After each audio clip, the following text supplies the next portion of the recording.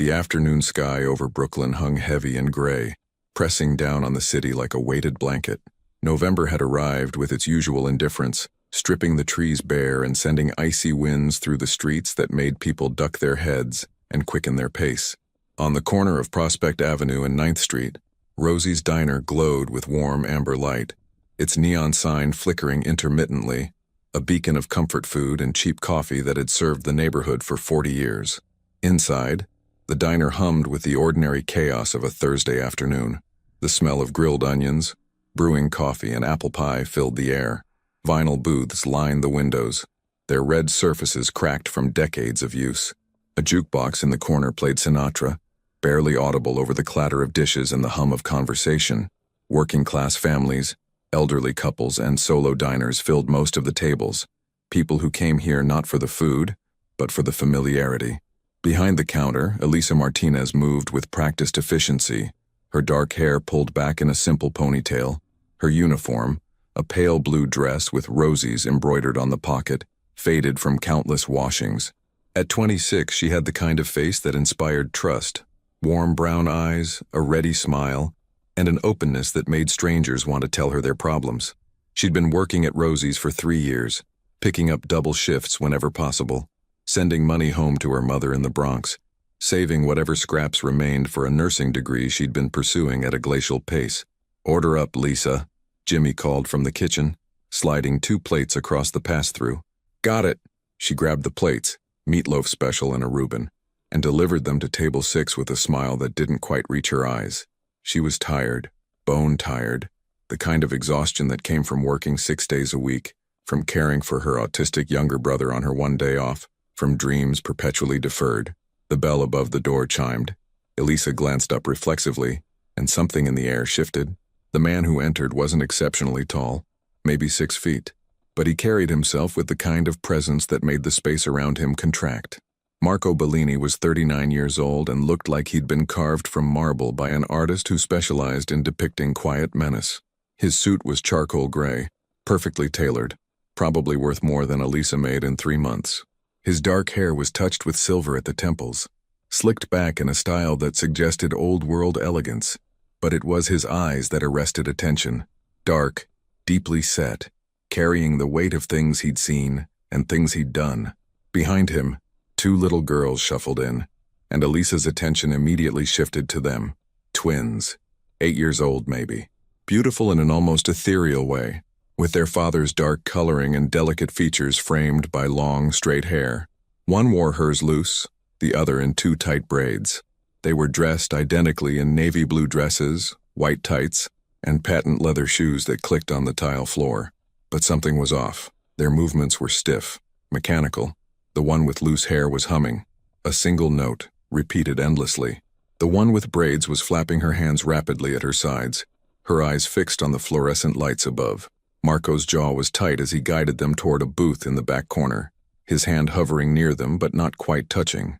The diner's ambient noise seemed to swell, a burst of laughter from a nearby table, the crash of dishes in the kitchen, the jukebox switching to a louder song. The girl with loose hair, Sophia, though Elisa wouldn't learn her name until later, stopped walking, just stopped in the middle of the diner and began to rock back and forth, her humming growing louder. "Sophia, come on, baby. Just a little further." Marco's voice was low, tense, edged with a desperation that didn't match his commanding exterior. "Come on, sweetheart." People were starting to stare. The other twin, Gabriella, suddenly let out a high-pitched squeal and covered her ears, her hand flapping becoming more violent. She spun in a circle once, twice, then collapsed to her knees on the floor. "Gabriella!" Marco moved quickly, crouching beside her, but when he tried to touch her shoulder, she jerked away violently, her small body rigid. The diner had gone quiet except for the jukebox and the twins. Every eye was on them. Elisa could see the expressions, some sympathetic, most uncomfortable, a few openly judgmental. An elderly woman at the counter whispered something to her companion, shaking her head. A businessman in a booth pulled out his phone. Whether to call someone or record, Elisa couldn't tell. Marco's face had gone dark red, a combination of embarrassment and barely controlled fury, not at his daughters but at his own helplessness, at the situation, at the world. He was a man accustomed to control, to having problems solved with a phone call or a harsh word or, Elisa suspected, worse methods. But these two small girls had reduced him to nothing more than a desperate father failing in public. "Sophia, Gabriella, please." His voice cracked slightly. "Please, just come sit down." Sophia's humming had become a wail. Gabriella was now lying on the floor, her entire body as stiff as a board, her eyes squeezed shut. Tears streamed down both their faces.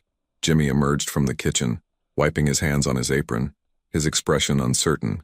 Rosie herself, the 70-year-old owner who rarely intervened in customer situations, was watching from her usual spot at the register, her weathered face creased with concern.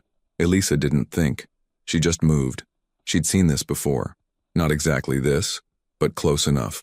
Her brother, Miguel, was 12 now, and she'd spent countless hours learning his triggers, his needs, the invisible language of autism that most people never bothered to understand. These girls were in sensory overload. The lights too bright, the sounds too loud, the textures and smells and expectations too much all at once. She grabbed her own jacket from behind the counter and approached slowly, keeping her footsteps light. Marco's head snapped up as she neared, his eyes sharp and warning. This was a man who didn't accept help, who saw offers of assistance as threats or condescension. "Please," Elisa said softly, stopping a few feet away. "I think I can help."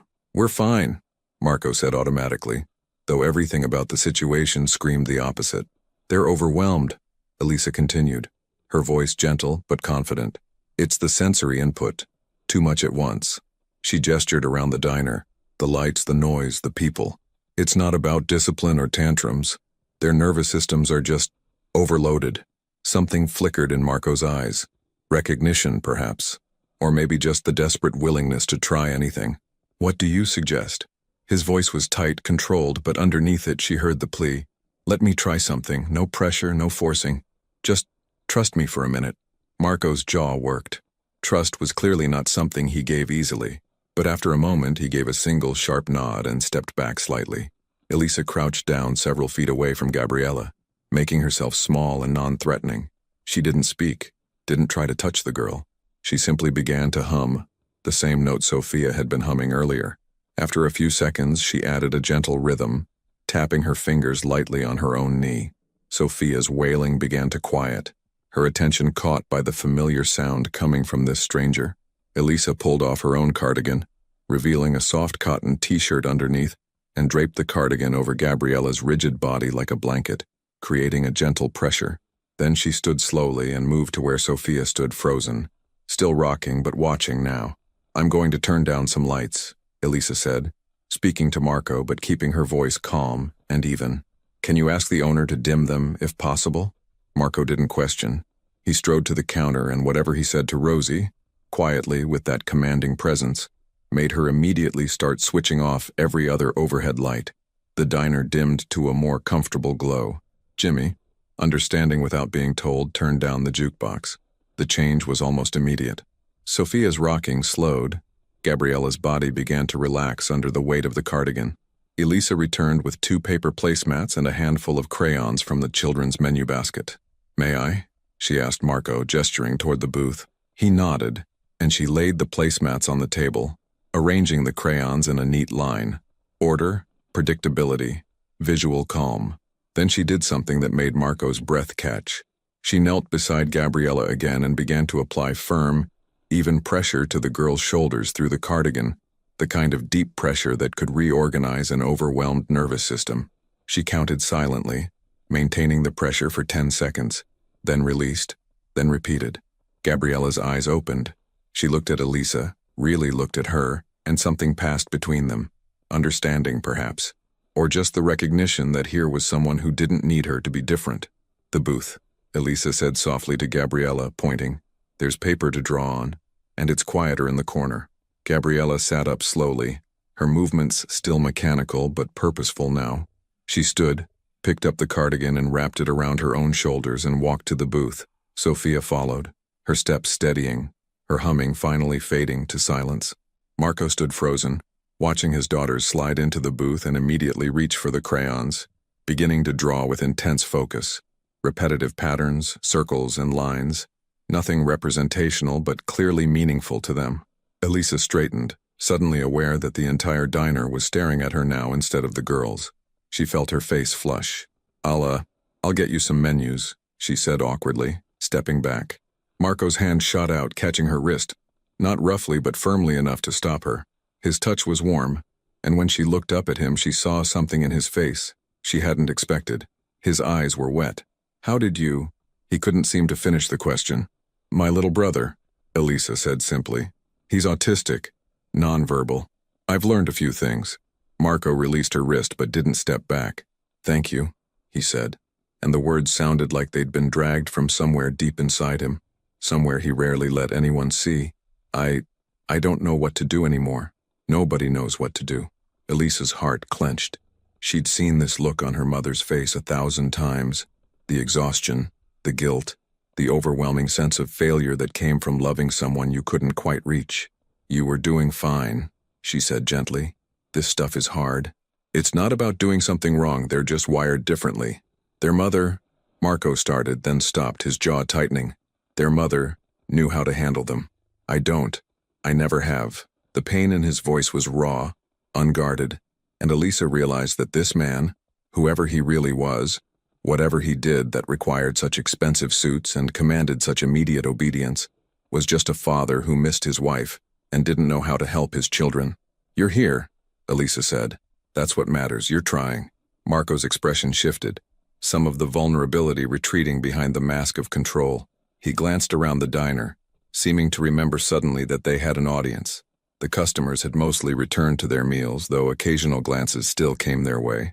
I'll get those menus, Elisa said again, giving him an out, a return to normalcy. This time he let her go. Over the next hour, Elisa checked on their table regularly, maintaining the calm environment she'd created. She brought chocolate milkshakes without being asked. Something about the twins made her think they'd like them, and was rewarded when both girls drank eagerly, their bodies finally relaxed. She kept the area around their booth as quiet as possible, running interference with other customers, asking Jimmy to be gentle with the kitchen noise.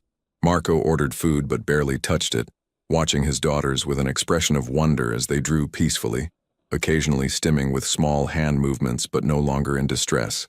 As the dinner rush approached and the light outside faded to full darkness, Marco finally stood to leave.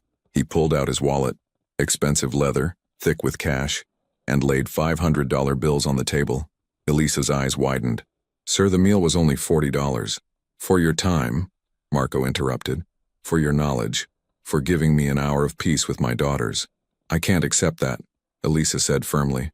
I didn't do it for money. They needed someone who understood, that's all. Marco stared at her like she'd spoken a foreign language. Everyone wants something. Not everyone, Elisa replied, meeting his gaze steadily. Some of us just want to help. For a long moment they stood there, separated by the table, by their vastly different worlds, by everything that made this interaction impossible and yet real. Then Marco carefully picked up 4 of the $100 bills, leaving 1 on the table. For the meal then, and the milkshakes. Before Elisa could protest again, he turned to his daughters. Sophia, Gabriella, time to go. The girls looked up and Elisa saw the beginning of distress creep back into their features at the change in routine. Without thinking, she crouched beside the booth. You can take the drawings with you, she said softly. And the crayons. For the car. Gabriella carefully folded her placemat. Sophia did the same. They each selected 3 crayons and stood, following their father toward the door with their precious papers clutched in small hands. At the door, Marco turned back. His eyes found Elisa across the diner and something passed between them. Gratitude, yes, but also something more complicated. Recognition, perhaps. The acknowledgement that their worlds had touched in a way neither had expected. Thank you, he said again, and then they were gone, disappearing into the cold Brooklyn night. Elisa stood in the middle of Rosie's diner, her cardigan still draped over the booth where Gabriella had left it, feeling like the air itself had shifted. She didn't know his name, didn't know where he'd come from or where he was going, but she knew, with absolute certainty, that this wouldn't be the last time she'd see Marco Bellini and his daughters. The diner slowly returned to its normal rhythm around her, but Elisa remained still, staring at the door, feeling the ghost of his touch on her wrist and wondering why her heart was beating so fast. Outside, snow had begun to fall, the first of the season, covering Brooklyn in a blanket of white that made everything look clean and new. at least for a little while. 3 days passed before Marco Bellini returned to Rosie's diner. 3 days during which Elisa told herself she wouldn't think about the mysterious man with the expensive suit and the heartbreaking desperation in his eyes. 3 days during which she failed spectacularly at that resolution, finding her thoughts drifting during the morning rush, during the lunch crowd, during the quiet lull between 2 and 4, when the diner held only coffee sippers and newspaper readers. She'd asked Jimmy about him, casually while wiping down the counter on Friday morning. That guy with the twin girls who came in Thursday. Do you know him? Jimmy had stopped mid-chop, his knife suspended over an onion, and given her a long, measured look. You don't want to know about him, Lisa. Why not? Because knowing is dangerous. Jimmy returned to his cutting board, the knife moving in sharp, decisive strokes. Marco Bellini ain't somebody you want to get mixed up with. He's connected, if you know what I mean. Elisa had known exactly what he meant.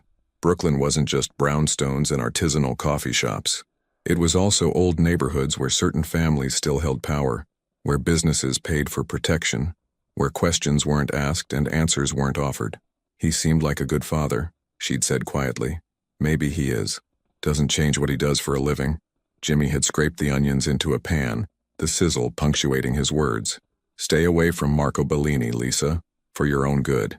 But on Sunday afternoon, when the bell above the door chimed and Elisa looked up from pouring coffee for Mrs. Chen at table 4, there he was again.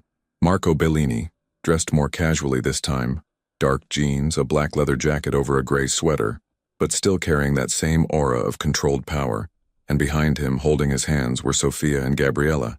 The girls looked different today, calmer. Their movements were still careful, deliberate, but there was less tension in their small bodies. Sophia wore noise-canceling headphones, blue ones with cartoon characters, pushed up on her head like a headband. Gabriella carried a small fidget toy, turning it over and over in her hands. Marco's eyes scanned the diner until they found Elisa. Something in his expression softened. Relief, maybe, or recognition, and he guided his daughters toward the same corner booth they'd occupied before. Elisa's heart did something complicated in her chest. She finished pouring Mrs. Chen's coffee, her hands suddenly unsteady, and approached their table. "Welcome back," she said, and was annoyed to hear her voice come out slightly breathless. "Hello?" Marco's voice was quieter than she remembered, less edged with desperation. "I hoped you'd be working today." "I'm always working," Elisa replied with a small smile. 6 days a week. That's too much. That's survival." The girls had already pulled out crayons, their own this time, a full box of 64 colors, and were beginning to draw on the clean placemats Elisa hadn't even given them yet. She noticed they each drew the same thing, repetitive circles, overlapping and precise, creating complex mandala-like patterns. "They wanted to come back," Marco said, watching his daughters with an expression Elisa was beginning to recognize. Love mixed with helplessness, pride mixed with fear.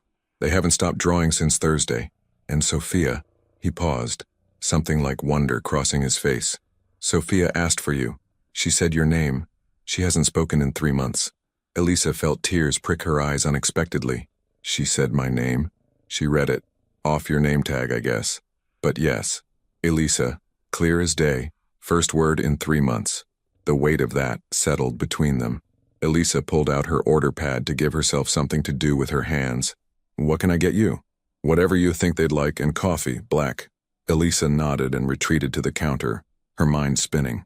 She prepared 2 chocolate milkshakes, remembering how the girls had responded to them before, and added a plate of plain buttered toast cut into precise squares.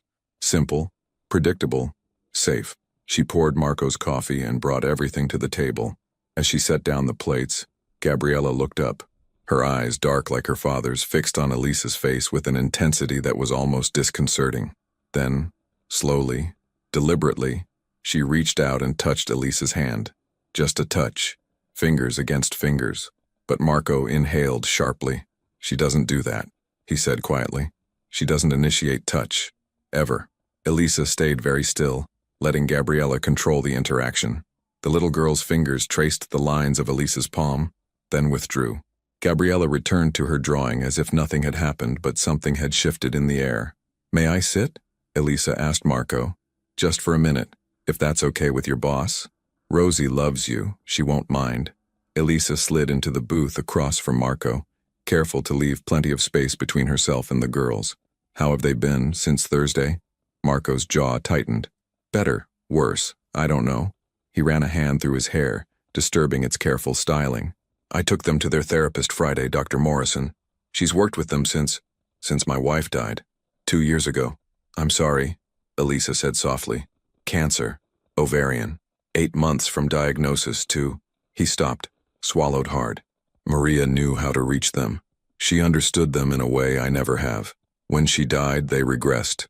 Lost words they'd had. Started having meltdowns constantly. I've tried everything. Therapists, specialists, medications.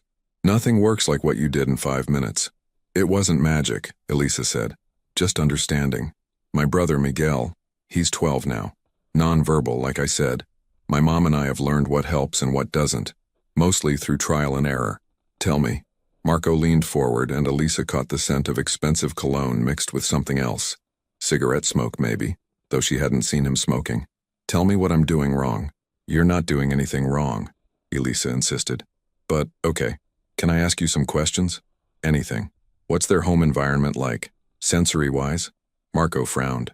What do you mean? Lights? Sounds? Textures? Are there a lot of bright lights? Loud appliances, rough fabrics, strong smells? I don't know. It's just a home. An apartment. Nice furniture. Good lighting. He trailed off, seeing something in Elisa's expression. That's bad? Not bad. Just potentially overwhelming. Autistic brains process sensory information differently. What seems normal to you might feel like assault to them. Fluorescent lights can feel like strobe lights. Normal conversation volume can feel like shouting. Certain fabrics can feel like sandpaper. Marco was staring at her like she was speaking revelation. I never thought about any of that. Most people don't, Elisa said gently. Why would you if your brain processes things typically? But for Sophia and Gabriella, the world is just more of everything. They're not being difficult. They're trying to survive an environment that's constantly hurting them. Christo, Marco breathed. I've been making everything worse. No, Elisa said firmly. You've been doing your best without information. That's different. Now you have information. Now you can adjust. Sophia looked up from her drawing and pulled her headphones down over her ears. The gesture was clear. The diner was getting louder as the early dinner crowd began to arrive. She self-regulates, Elisa observed. That's actually really advanced. She knows what she needs and takes care of it herself. The headphones were Dr. Morrison's idea. They help sometimes. What about at home? Do they have a quiet space? Somewhere they can go when things get overwhelming? Marco shook his head slowly. They have their bedroom, but it's decorated, like a regular kid's room. Pink walls, stuffed animals, toys everywhere. That might be too much stimulation, Elisa said. They might need something simpler, softer colors, less clutter, a weighted blanket for pressure, maybe a small tent or enclosed space where they can retreat. Marco pulled out his phone and began typing notes. What else? For the next 20 minutes, Elisa talked. She talked about routine and predictability, about visual schedules and social stories. She talked about the importance of pressure and movement, about fidget toys and stimming as regulation tools rather than behaviors to extinguish. She talked about communication, how nonverbal didn't mean non-communicative, how the girls were constantly expressing themselves if someone knew how to listen. Marco absorbed every word like a man dying of thirst. He asked questions, took notes, occasionally glanced at his daughters as if seeing them for the first time. You should be their therapist, he said finally. You know more in 20 minutes than anyone I've paid thousands of dollars. Elisa laughed. I'm not a therapist, I'm just a sister who loves her brother. You're more than that. Marco's eyes held hers, and something electric passed between them. You're exactly what they need. The moment stretched, becoming uncomfortable in its intensity. Elisa looked away first, her cheeks warming. I should get back to work, she said, starting to slide out of the booth. Wait. Marco reached into his jacket and pulled out a business card. Plain white, expensive stock with just a name and phone number. No company, no title. If you're ever willing, if you'd consider helping us, helping them, I'll pay whatever you want. Elisa took the card, feeling its weight. I don't want money. Everyone wants money. We covered this last time, Elisa said with a slight smile. I'm not everyone. No, Marco agreed quietly. You're not. Elisa pocketed the card and stood. I'll think about it. She returned to work, but her awareness never left table 12. She watched as Marco helped his daughters eat their toast. as Sophia carefully dipped each square into her milkshake before consuming it, as Gabriella lined up her crayons by color before selecting each one. She watched as Marco's phone buzzed repeatedly and he ignored it, keeping his attention on his children. She watched as he paid, leaving another absurdly large tip that she'd have to fight him about, and prepared to leave. At the door, Sophia turned back. She was humming again, but this time it sounded almost like music rather than self-soothing. Her eyes found Elisa behind the counter. "Bye, Elisa," she said clearly, her voice high and sweet. The diner went quiet. Even the kitchen noise seemed to pause. Marco's face transformed. Pure joy, followed immediately by tears he didn't bother to hide. He looked at Elisa across the diner, and the gratitude in his eyes was so intense it hurt to witness. "Bye, Sophia," Elisa called back, her own voice thick. "See you soon." After they left, Elisa found herself standing motionless behind the counter, Marco's business card burning a hole in her pocket, her heart beating too fast, her mind racing with possibilities and warnings. Jimmy emerged from the kitchen, wiping his hands on his apron. "You're getting involved, aren't you?" "I don't know," Elisa said honestly. "His world ain't safe, Lisa. Men like him, there's always danger. Always someone looking to hurt them through the people they care about." "I know, but you're gonna help anyway." It wasn't a question. Elisa met Jimmy's eyes. He'd known her for 3 years, had become something like an uncle, protective and concerned. "They're just kids, Jimmy. They need help. How can I say no to that?" Jimmy sighed, shaking his head. "You got too big a heart, girl. Always have. Just be careful. Marco Bellini ain't a man to take lightly, and neither are his enemies." That night, lying in her small studio apartment in Bed-Stuy, listening to sirens wail outside and her neighbor's television through the thin walls, Elisa pulled out Marco's card. She turned it over in her hands, studying the embossed lettering, the single phone number. She thought about Sophia's voice saying her name, about Gabriella's tentative touch, about Marco's desperation and hope warring in his dark eyes.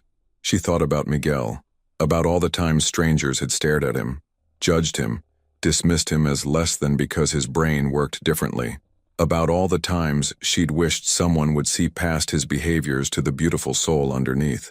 These girls deserved that. Deserved someone who saw them, really saw them, and didn't flinch away. At 11:47 p.m., Elisa picked up her phone and typed out a text message to the number on the card. "This is Elisa from the diner. I'd like to help if the offer still stands, but we need to talk about expectations and boundaries first. Coffee sometime?" She hit send before she could second-guess herself. The response came within 30 seconds. "Tomorrow, 10 a.m. Address below." "Thank you, Elisa. You have no idea what this means." An address in Brooklyn Heights followed. Elisa looked it up on her phone. A luxury high-rise overlooking the East River. Marco Bellini's world, laid out in marble and glass and views that cost more than she'd make in a lifetime. She set her phone aside and stared at the ceiling, where a water stain from last winter's leak formed a shape that looked almost like wings. What was she doing? Getting involved with a man like Marco Bellini, a man Jimmy had warned her about, a man whose very presence suggested danger and complication, was stupid, reckless, potentially disastrous. But those little girls. Lisa closed her eyes and saw Sophia's face when she'd spoken, saw Gabriella's hand reaching out for connection, saw Marco's tears of joy at hearing his daughter's voice. Some things were worth the risk. Outside, the first snow of November began to fall again, covering the city's grime in temporary purity, making Brooklyn look like something from a dream. Elisa fell asleep with Marco's business card on her nightstand, close enough to grab, close enough to tear up, close enough to change her life completely if she let it. She'd already decided which one she'd do. In Brooklyn Heights, Marco Bellini stood at his floor-to-ceiling windows, watching the same snow fall over the glittering city.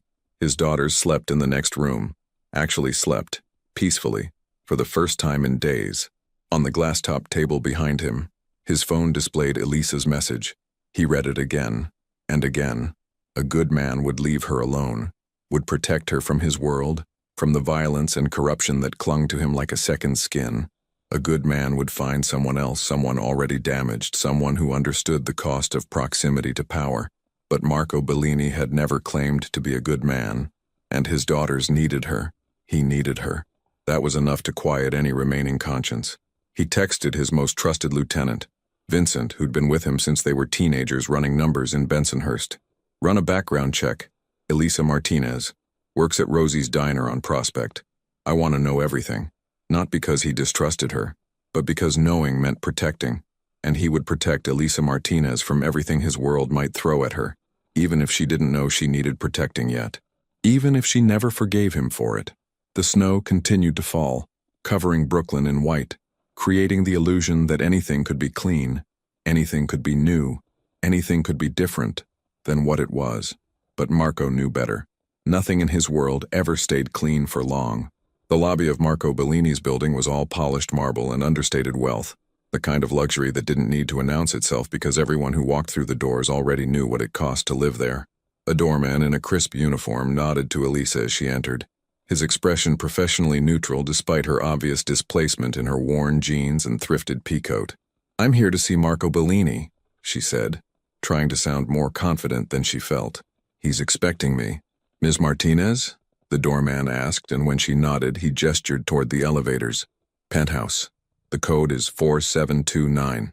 Of course it was the penthouse. Where else would a man like Marco Bellini live?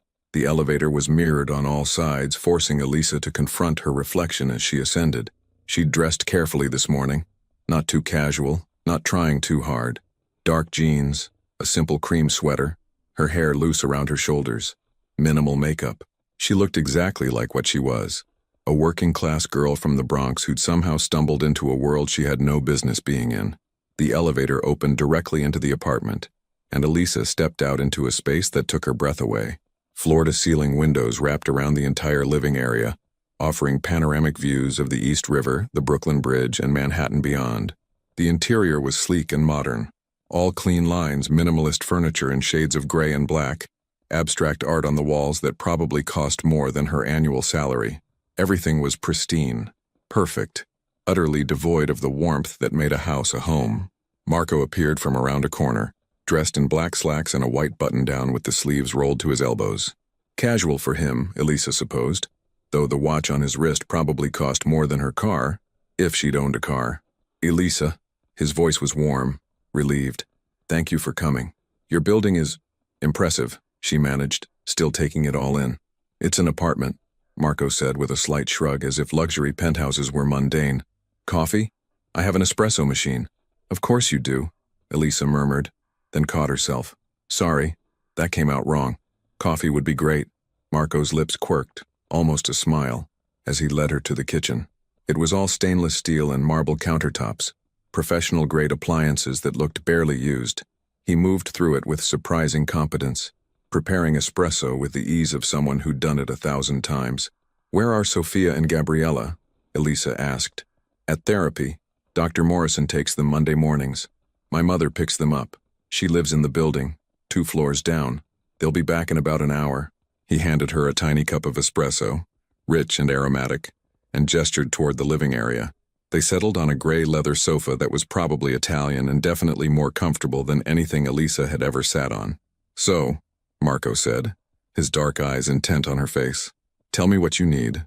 What boundaries you mentioned in your text." Elisa took a sip of espresso, using the moment to organize her thoughts. She'd lain awake most of the night thinking about this conversation, about what she could and couldn't accept. "First, I need you to be honest with me," she began, "about who you are, what you do.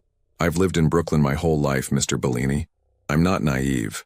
I know what connected means." Marco's expression didn't change, but something sharpened in his eyes. "Call me Marco.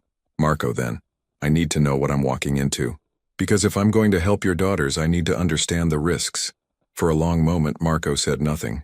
He set down his espresso cup with careful precision, his jaw working as he considered his response. When he finally spoke, his voice was low and measured. "My family has been in Brooklyn for 4 generations. My great-grandfather came from Sicily in 1923 and did what immigrants did. He survived, built a business, built a network, built power. That legacy passed to my grandfather, then my father, then to me." He paused, his gaze distant. "Some of what we do is legitimate. Real estate, restaurants, import-export. Some of it exists in gray areas. Protection, mediation, services that people need but can't get through official channels. And the not gray areas?" Elisa pressed. Marco's eyes met hers, unflinching. I don't deal drugs. I don't traffic people. I don't hurt women or children. But yes, Elisa, I've done things that would horrify you. I've hurt people who needed hurting. I've made decisions that kept my family safe but weren't exactly legal. I won't lie and tell you I'm a good man. The honesty was brutal, and Elisa appreciated it even as her stomach knotted with anxiety. Are your daughters in danger because of what you do? I have enemies, Marco admitted. Men who would love to hurt me through them. But I have extensive security. My building is monitored 24/7. My mother never takes them anywhere without a driver who's also a bodyguard. At school there are protocols. He leaned forward, intensity radiating from him.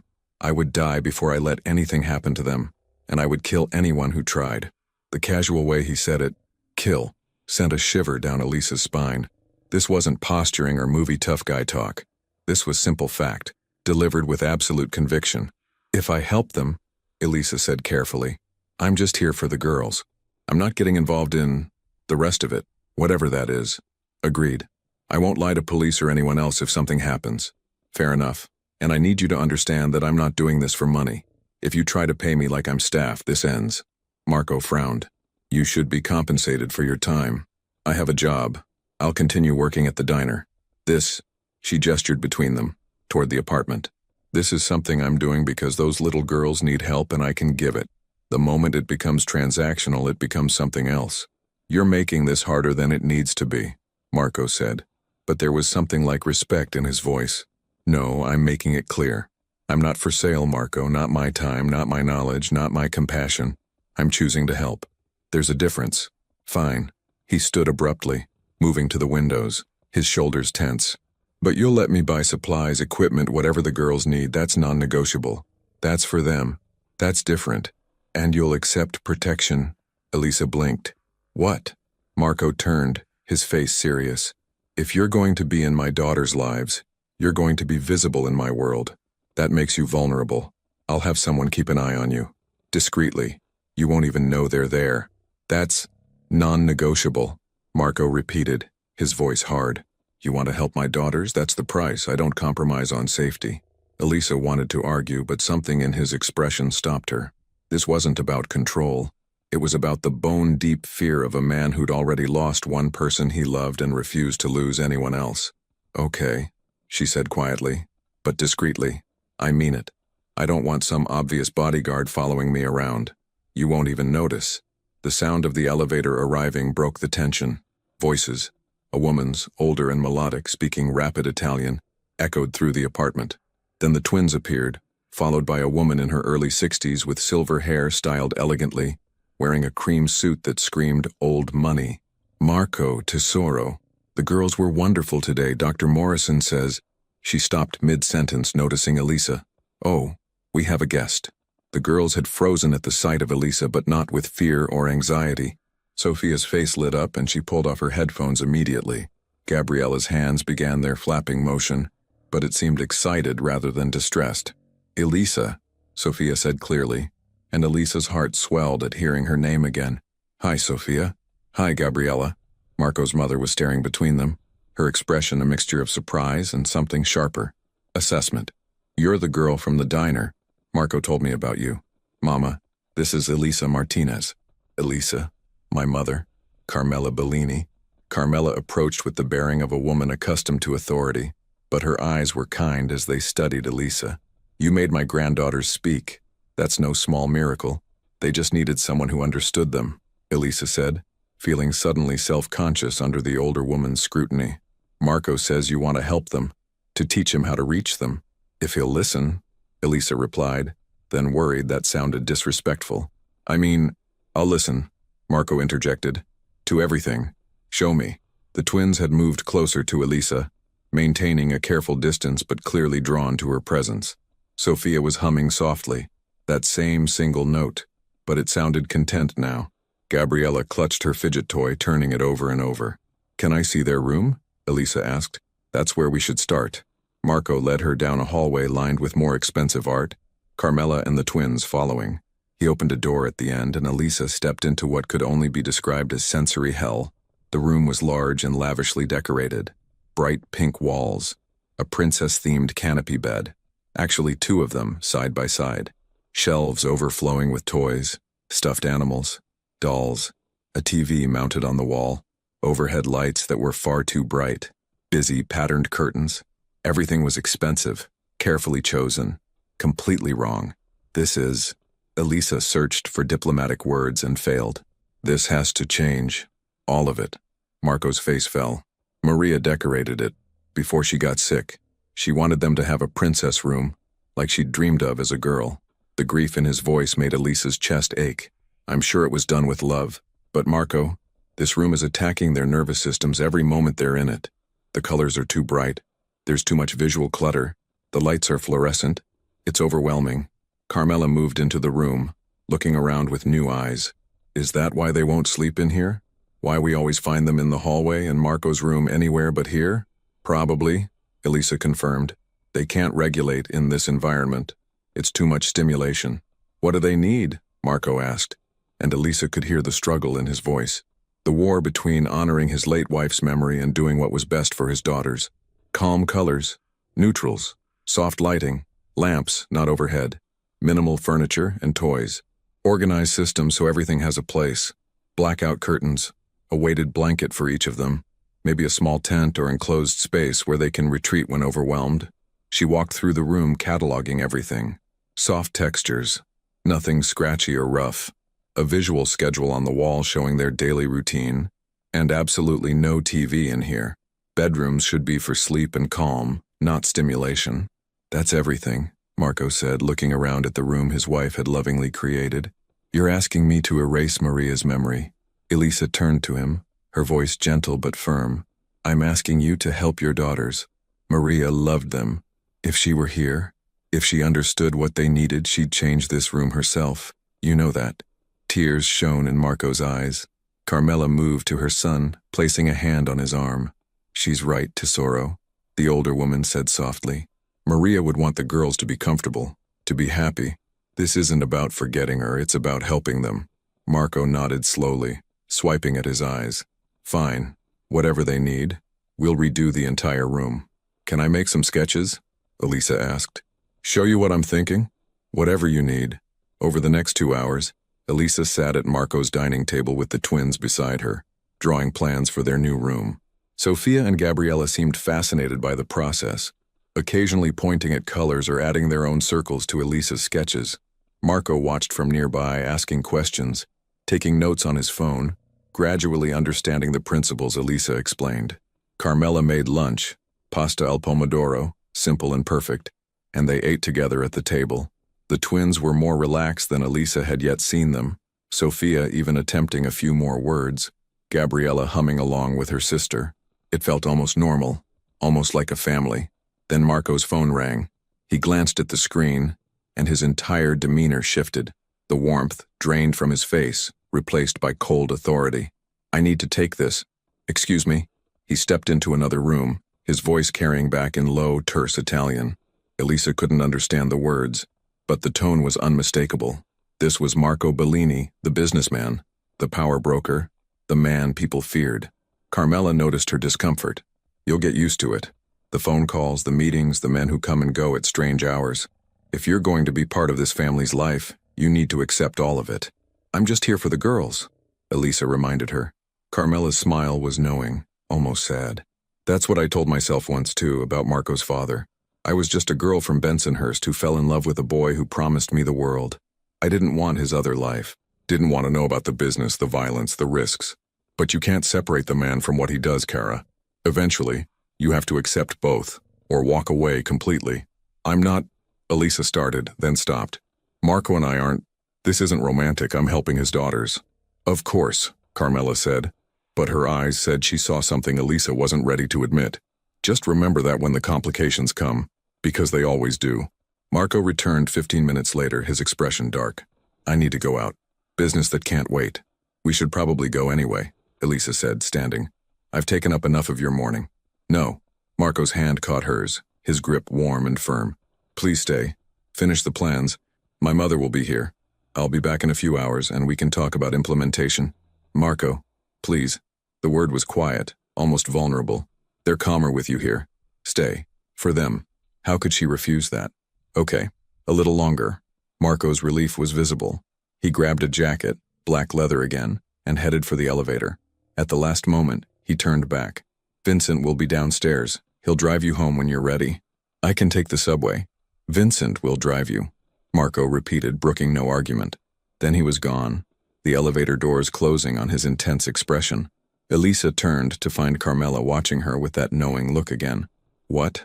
Elisa asked defensively. Nothing, Cara. Nothing at all. But as Elisa returned to her sketches, the twins leaning against her on either side, she couldn't shake the feeling that she'd just stepped over an invisible line, that, just helping the girls, had somehow become something more complicated without her quite realizing it. Outside the windows, November clouds gathered over Brooklyn, promising snow. The city stretched out below them. Millions of lives, millions of stories, most of them simpler than this, cleaner than this. Elisa had never wanted complicated, had never sought out danger or moral ambiguity. She'd wanted to finish nursing school, help her brother, live a quiet life of service and meaning. But Sophia chose that moment to lean her head against Elisa's shoulder, a gesture of trust that made Elisa's breath catch. And Gabriella reached out to touch her hand again, those small fingers seeking connection. Some things, Elisa thought, were worth the complications, even if she couldn't yet see where those complications would lead. Marco sat in the back of his black SUV, Vincent driving, heading toward a warehouse in Red Hook where a problem needed solving. His phone buzzed constantly. Messages from his lieutenants, updates on various operations, the endless management of an empire built on fear and loyalty. But his mind wasn't on business. It was on a girl with kind eyes and worn sweaters who'd walked into his pristine apartment and made it feel like a home for the first time since Maria died. A girl who looked at his daughters and saw people, not problems. Who'd pushed back against him without fear, who'd refused his money, who'd somehow slipped past every defense he'd built. Dangerous. She was dangerous in ways his enemies weren't, because she threatened something deeper than his power or his wealth. She threatened the carefully constructed walls around his heart. Boss? Vincent's voice pulled him back. We're here. Marco looked up at the warehouse, at the problem waiting inside. A man who'd stolen from him, who thought he could get away with it because Marco had seemed distracted lately. Time to remind Brooklyn why that was a mistake. He stepped out of the SUV, his face hardening into the mask everyone expected. Marco Bellini, the boss, the man without mercy. But as he walked into the warehouse, some part of him remained in that penthouse apartment, watching a Waitress sketch bedroom designs with his daughters leaning against her, and wondering how long he could keep those two worlds separate, wondering if he even wanted to anymore. December arrived with biting cold and an early snowstorm that blanketed Brooklyn in 8 inches of white. The city transformed overnight. Sharp edges softened, noise muffled, everything temporarily beautiful, before the plows came through and turned it all to gray slush. Elisa had been working with the twins for 3 weeks now, and the transformation was remarkable. Their bedroom had been completely redesigned. The princess beds were gone, replaced by 2 simple platform beds with cream-colored linens and weighted blankets in soft blue. The walls had been repainted a calming sage green. Soft lamps provided warm lighting instead of harsh overhead fluorescence. A visual schedule hung on one wall, pictures showing morning routine, school time, therapy, meals, bedtime. In one corner stood a small pop-up tent filled with pillows, where either girl could retreat when overwhelmed. The shelves held fewer toys, but each one was carefully chosen and had its designated place. A label maker had become Elisa's best friend. Everything was organized, predictable, manageable.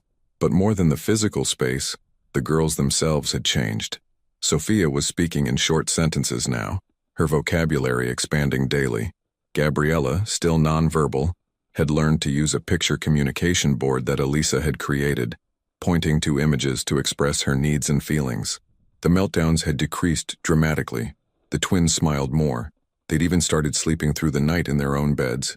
Marco watched these changes with something approaching awe. He'd started coming home earlier, canceling meetings that could be rescheduled, spending more time with his daughters. Elisa had taught him how to read their cues, how to provide the deep pressure they craved, how to anticipate sensory overload before it became a crisis. They'd fallen into a routine. Elisa would arrive at the penthouse after her morning shift at the diner around 2 p.m. and stay until 7 or 8. She'd work with the girls on communication, on social skills, on navigating the world that seemed designed for everyone but them. Marco would join them when he could, learning alongside his daughters. And somewhere in those weeks, something had shifted between Elisa and Marco. It was in the way his eyes lingered on her face when she laughed at something Sophia said, in the way her breath caught when his hand brushed hers reaching for the same crayon, in the quiet moments after the girls went to bed, when they'd sit with coffee and talk about everything and nothing, her nursing school dreams, his complicated relationship with his father's legacy, the strange intimacy of shared silence. Carmela noticed, of course. She'd raise her eyebrows when she found them sitting too close on the couch, their body language unconsciously mirroring each other. But she said nothing, just watched with that knowing expression that made Elisa's cheeks burn. Vincent noticed too. Marco's most trusted lieutenant had become a fixture in Elisa's life, the driver who appeared whenever she needed to get home, the silent presence who made sure she got to and from the penthouse safely. He was a large man, mid-40s, with graying hair and sharp eyes that missed nothing.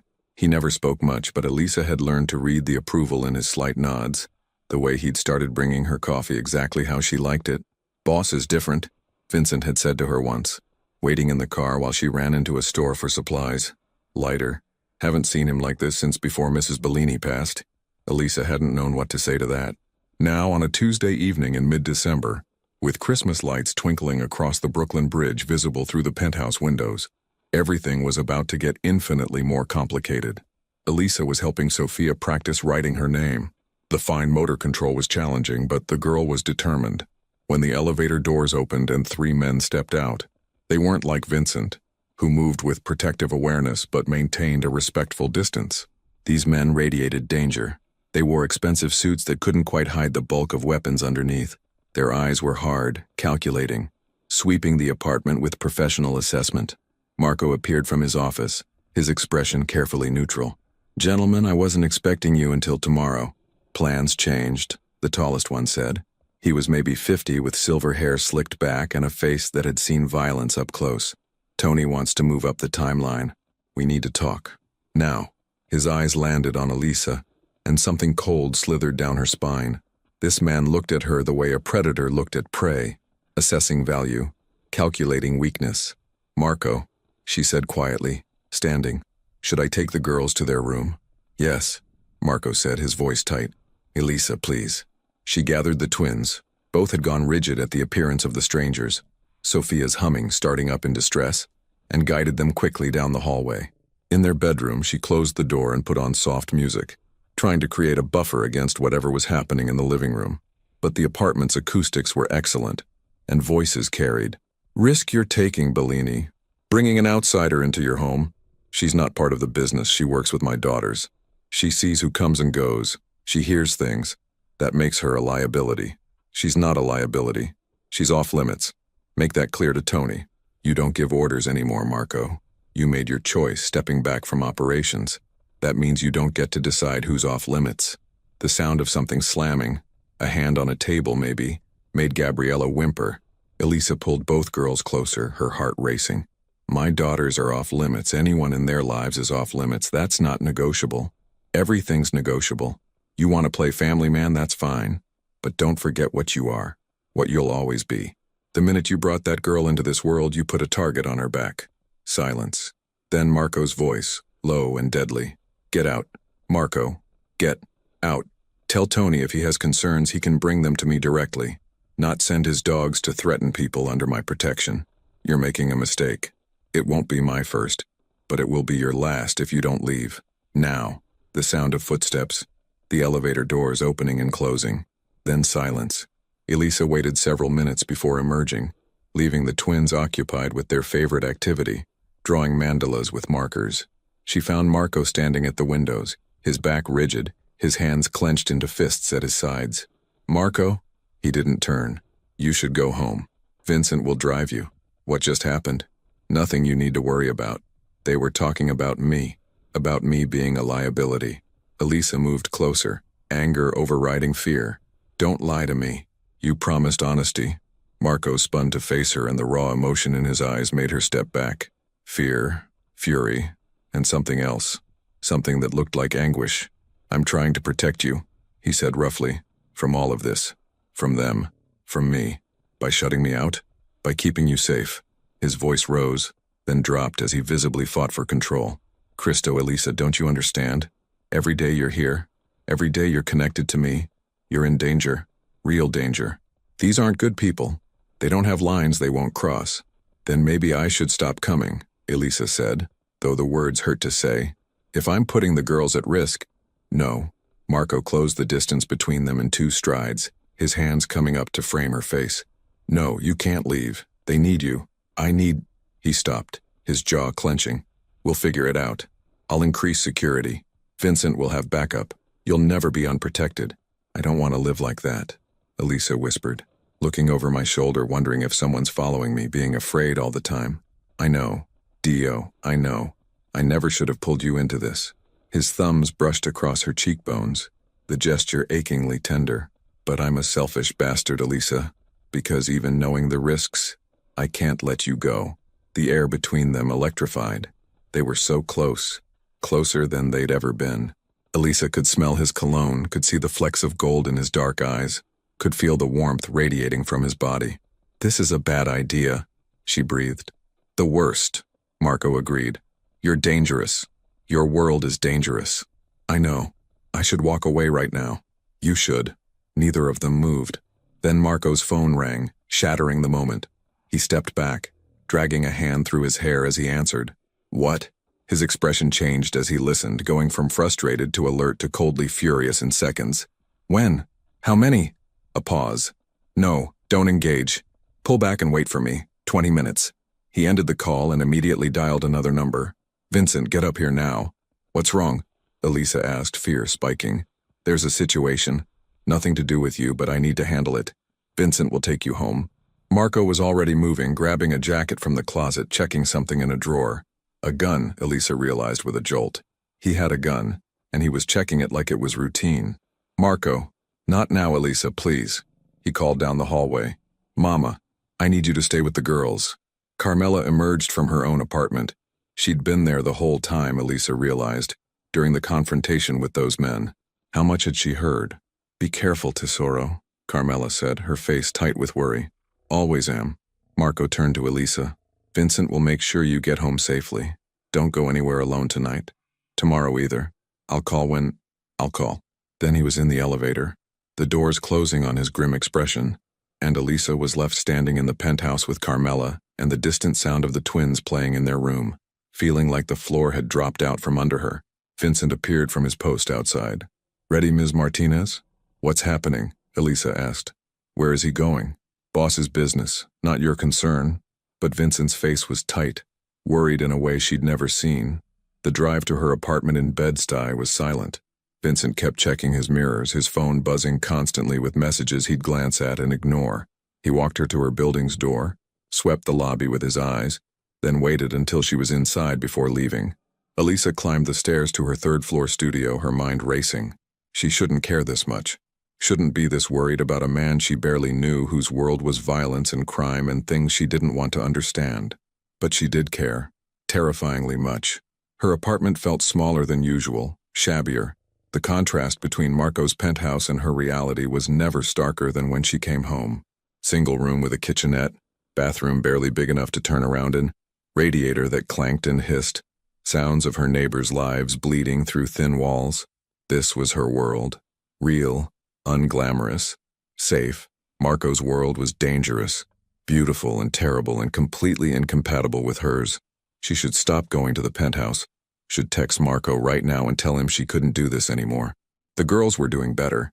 They could find another therapist, someone qualified, someone who didn't complicate everything just by existing. Elisa pulled out her phone, typed the message, read it, deleted it, tried again, deleted again. She couldn't do it. Not just because the twins needed her, though they did, but because somewhere in the last 3 weeks, Marco Bellini had become important to her. His rare smiles, his fierce love for his daughters, his quiet moments of vulnerability when he'd talk about Maria and his grief and his fear of failing again. The good man hidden inside all that danger and power. Elisa fell asleep on her couch, phone clutched in her hand, waiting for a call that didn't come. Marco didn't call that night, or the next morning. By noon, Elisa was frantic. She'd tried his number a dozen times, straight to voicemail. She'd texted, no response. Even Vincent wasn't answering. She was scheduled to work the evening shift at the diner, but she couldn't focus. She burned herself on the coffee maker, got orders wrong, snapped at Jimmy when he asked if she was okay. "Something's wrong," she told him during a brief lull. "Marco, the guy with the twins, he's not answering. Something happened last night and now he's just gone." Jimmy's expression was grim. "I warned you, Lisa. Men like that, they disappear sometimes. Into hospitals. Into jail. Into the ground. Don't say that." Her voice cracked. "I'm sorry, but you need to hear it. This is what their world looks like. Violence, danger, uncertainty. You sure you want to sign up for that?" Elisa didn't have an answer. At 7 p.m., the diner door opened, and Vincent walked in. He looked exhausted. Tie loosened, suit rumpled, a healing cut above his left eye. Elisa rushed over. "Is he okay? Where is he?" "He's fine.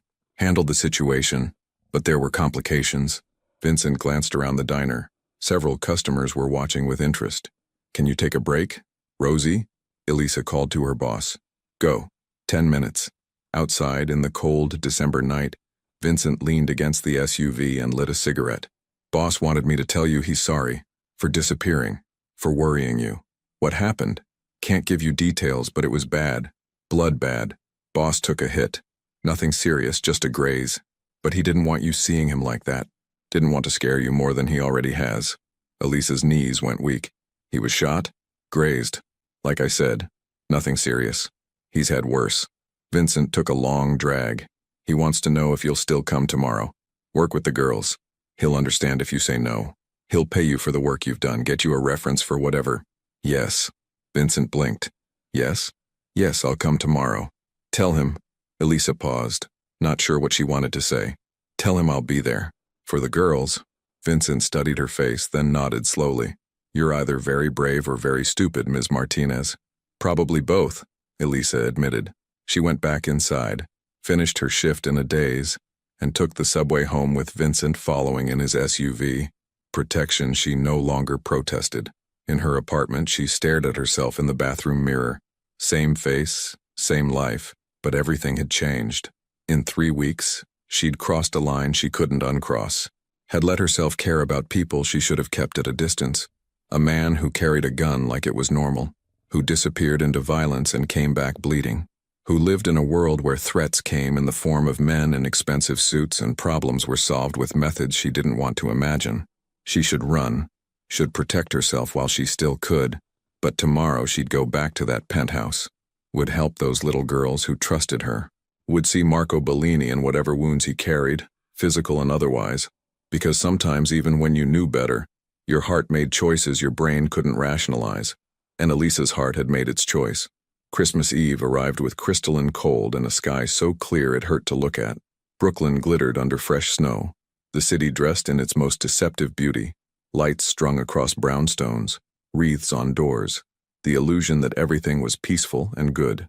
Elisa stood outside Marco's building, her breath forming clouds in the frozen air, carrying a bag of wrapped presents for the twins. Simple things, sensory toys, weighted stuffed animals, a communication board she'd hand-painted with care. She'd spent her last paycheck on them, ignoring her mother's worried texts about rent money. The doorman waved her through with a smile. She was a regular now, recognized, accepted into this rarefied world that still didn't quite feel real. The elevator ride felt longer than usual. 2 weeks had passed since that terrifying night when Marco had disappeared into violence.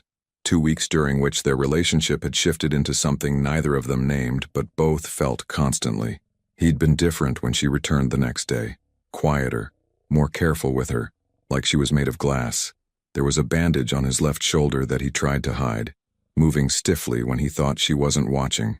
The shadows under his eyes spoke of sleepless nights and burdens he wouldn't share. But with the twins he was transformed, patient, present, learning their language with dedication that broke Elisa's heart. He'd sit on the floor and build block towers that Sophia would knock down, laughing. He'd apply deep pressure to Gabriella's shoulders when she got overwhelmed, using the techniques Elisa had taught him. He was becoming the father they needed, and Elisa was falling in love with him. It was a terrifying, inconvenient truth she'd admitted to herself 3 days ago, lying in bed at 2 a.m., unable to stop thinking about the way Marco had looked at her earlier, like she was simultaneously his salvation and his damnation. The elevator doors opened. The penthouse was transformed. A Christmas tree stood by the windows, real, filling the space with pine scent, decorated simply with white lights and handmade ornaments the twins had created. Garland wrapped the staircase railing. Candles flickered on every surface, casting warm shadows. It looked like a home, like a family lived here. Marco emerged from the kitchen wearing dark jeans and a cream sweater, casual in a way that made him look younger, more approachable. His face lit up when he saw her. "Elisa, you came." "Of course I came, I told you I would." Something eased in his expression. Relief, maybe. He'd been afraid she'd change her mind, afraid that the reality of his world would finally drive her away. "Where are the girls?" "With my mother, baking cookies, or attempting to. There may be more flour on them than in the dough." His smile was soft, genuine. "They're excited you're here. Sophia's been asking for you all morning." Warmth bloomed in Elisa's chest. "I brought presents. You didn't have to do that." "I wanted to." Marco stepped closer, and the air shifted. They were alone. Carmela and the twins occupied in the kitchen. Vincent stationed discreetly outside. Just the two of them in the candlelit space, the city glittering beyond the windows like a promise. "Elisa," Marco said quietly, "we need to talk." Her heart stuttered. "That sounds ominous." "It's not."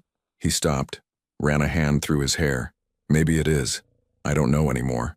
He led her to the couch, and they sat with careful space between them. Marco's hands were clasped tightly, his knuckles white with tension.